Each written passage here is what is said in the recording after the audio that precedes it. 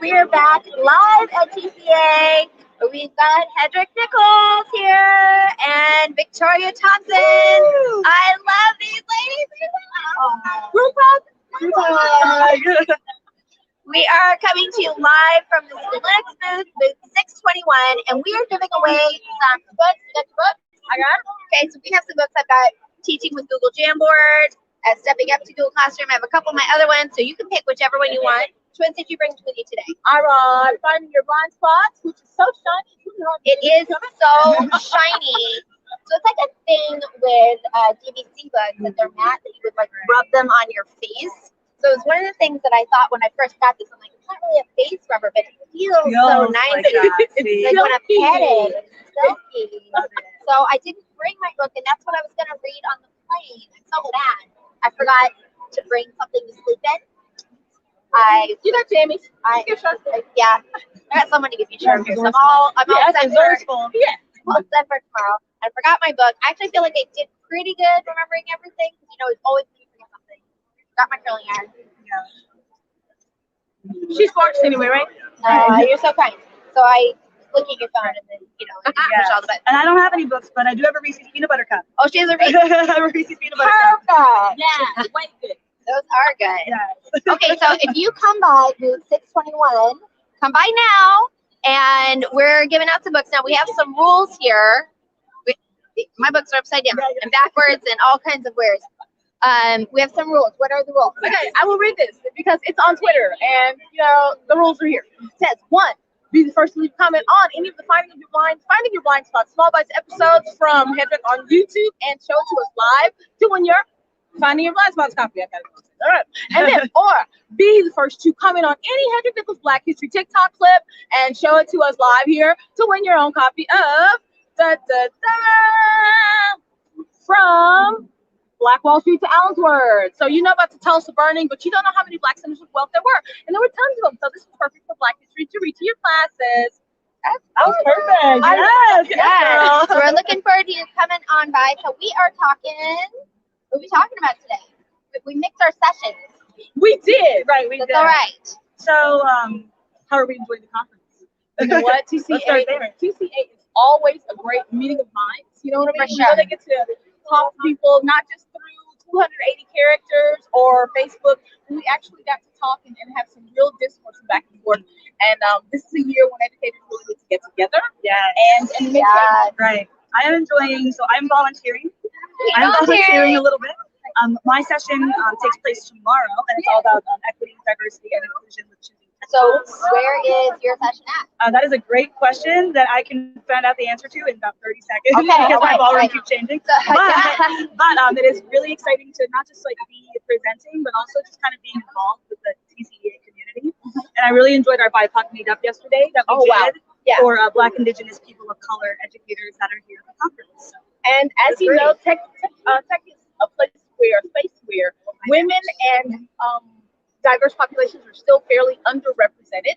So it was really nice that TCA shouts you out for giving us that space to really meet up and kind of have a meeting of the minds. Yes. I'm looking up where I'm going to be. Yeah. Well, if you have not seen Victoria, she is a treat. You need to get to her session tomorrow. She's going to share a lot of great things, but she's just a really great presenter. So you can check out her style. Where you at? Yes, I'm going to be in room C146. So room C146. Room C146. Yes, and that's where we will be talking. Right, and that's where we're going to be talking about choosing resources and platforms to promote equity, inclusion, and anti-racism. Ooh. Yeah, so that's a good one. All right, so I'm holding this up. We're choosing.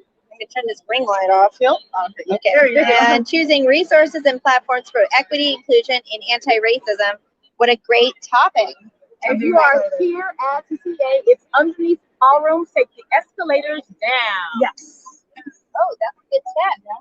Yeah, because there's this level C, and then there's another level C. Yeah. Those are the kinds of things that always confuse me. I need a handler to walk me around. Mm-hmm. Sometimes I get somebody to do that. Not today. Right. Well, everybody, I'm so excited for you to hang out with us. Let me ask you ladies a question. If you were to say what is the one faux pas of integrating tech, you're integrating tech, Ooh. We can only choose one. We can only choose one.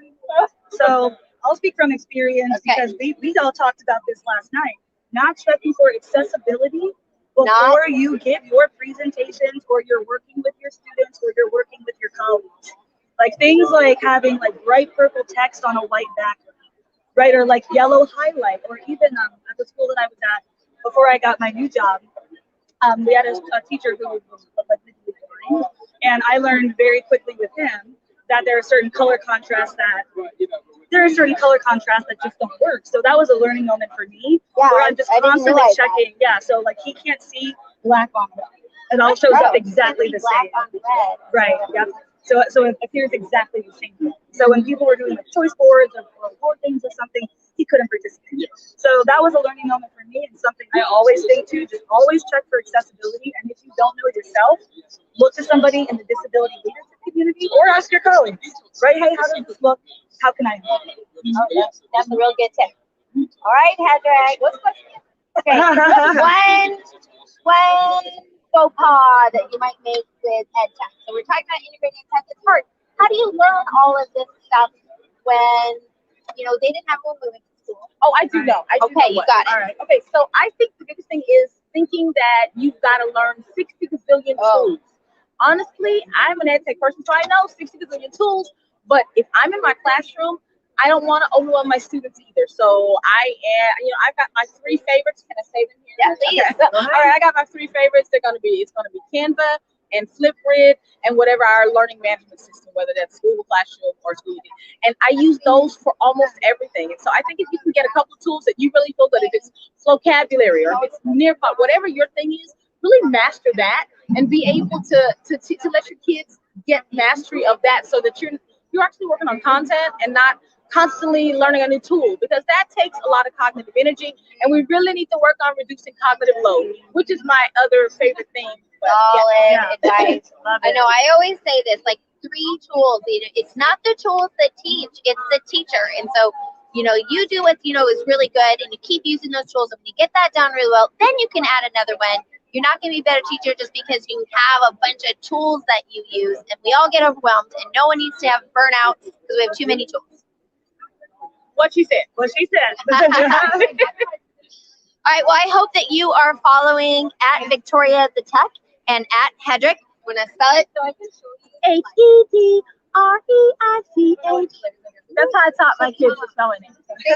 I 100% know how to spell it, but I cannot do it like in the moment. Yes. So I hope you are following these lovely ladies, and that we will see you here at TCEA. Pull us over, in the hall and say hello. Bye. Thanks for joining.